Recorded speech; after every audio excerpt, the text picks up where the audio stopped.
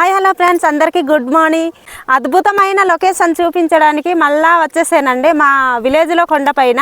1 year తర్వాత అయితే మా కొండపైన ఎక్కేసాను. చూడండి పొగమంచు ఎంత అద్భుతంగా ఉందో.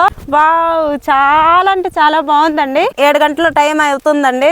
కింద నుంచి పొగమంచు పాల సముద్రంలా కనిపిస్తుంది, పైన ఎక్కి వస్తుంది. మా విలేజ్లో చుట్టుపక్కన కొండలే ఉన్నాయండి.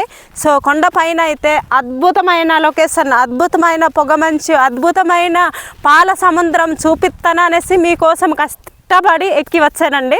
వావ్, చూడండి చూడండి, చుట్టూనంతా కొండలే, కిందనైతే పొగమంచు అలా పాకుంటూ పైన వస్తుంది. చూడండి, అటు కూడా పెద్ద అడవి ఉంది.